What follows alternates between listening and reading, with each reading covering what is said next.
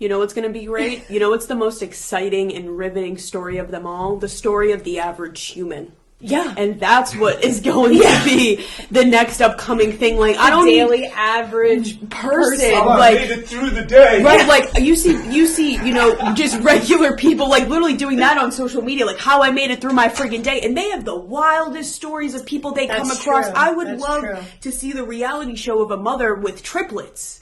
That would be a great show. You know what I mean? Like a mother that is just thrust into being a mother, like after she has birth with her kids, like those things. And I'm sure that's probably why 16 and Pregnant was such a big show on MTV, because it's like watching people go through normal shit, day-to-day struggles is what really, because that's what bonds us in our humanness. Agreed. And that's what's going to bond our collective, is like not our view of celebrities and who we feel we are drawn to in terms of that. It's going to be sharing our stories with other people and being like, oh my God, we're the same. I've had the same struggles. That's what bonds us, is our experiences. Writing a new story somehow.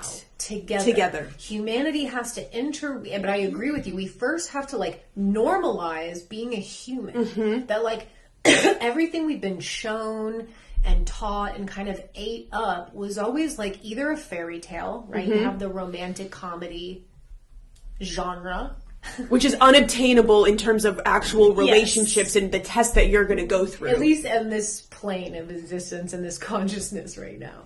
You have this fairy tale that you can try and obtain. Then you have the stories of you know, the great hero and the heroine and the hero and the savior. You can go that route. You can go the route of the person who pulled themselves up by their bootstraps and, you know, started off with nothing and became rich and famous and like powerful. Like, okay, great. What else do we have here?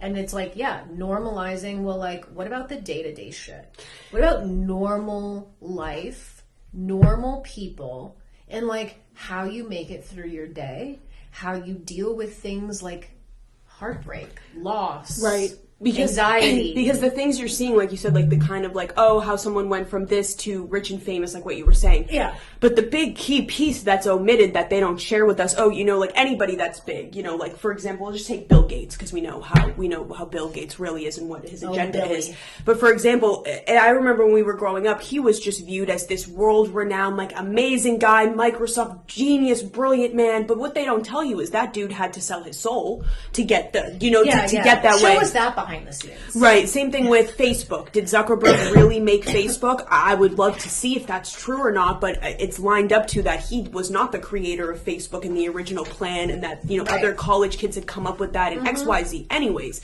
Yeah, they don't tell you those parts. They don't tell you those things of, oh, you have to follow the cabal's agenda. Yeah. Same with influencers, same with celebrities. So again, we get this distorted view of reality where it's like, we want to be these people so bad, and it's like, you don't realize that those people had to do some probably things that are against their own morals to even get to the place that they are. And again, that's why we feel so disconnected from them. And not only that, but the people who on this plane of existence have made it to whatever you want to call it, power, fame, success, money, like those people had to disconnect themselves from the human experience. In order to, you have to be a sociopath to become the top of the food chain in this 3D realm. That's the only way you're getting there. So you are disconnected from all the human emotions, from the soul, from the heart, from human experiences and connections. That's the only way you make it there. And that's why maybe people are like, think that the normal average experience is boring because they see all this other stuff as like, this is what I want to attain. This is what success means. But really, the person that made it to that success has lost their entire humanness. They have no human story. Right. And you can, and people will be like, well, what do you mean, or whatever like that. And it's like, well, if you see somebody that has all of this money, like some of the wealthiest, the billionaires at this point, like someone like Jeff Bezos, Elon even, I mean, I know he's definitely doing his, I'm sure as best as he can within his limitations to kind of bring some truth and justice to it. But it's like all these big people, even celebrities that have a lot of money, Taylor Swift, all of them, it's like, why aren't they doing humanitarian work? If you really love people, if you love your fans, and I know there's people out there that do a little, little bits here and there, but it's like there are people holding on to wealth that if they gave, like Jeff Bezos, if he gave a fraction of what he had away, it could solve a lot of world problems. Cabal-run charities. No, like actual boots on the ground, connecting to humans that are the reason that you are even successful in this first place. Right. And giving back to those people. But then what do we see? We see the deterioration of like Amazon workers, worse conditions, worse pay. Right. They're not getting what they deserve. But it's like if he was actually connected to that humanness, yeah. Amazon workers would be hypothetically thriving in that way because you care. Because humans don't need what these people think that we need. Right? Like this idea of philanthropy and being charitable because why? Someone gave a fraction of their obscene amount of wealth to another cabal-owned charity, right? They make everything so complicated.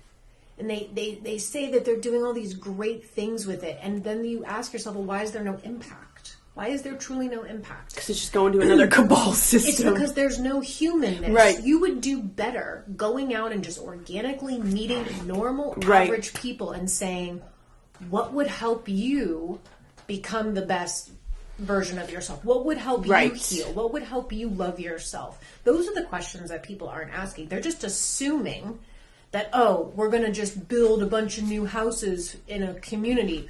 Oh, look at the great work we've done. That probably didn't solve their problem. Right. That didn't actually do anything because you're not feeling into humanness. Mm-hmm. You are thinking about what you think people need. Yeah. And it's not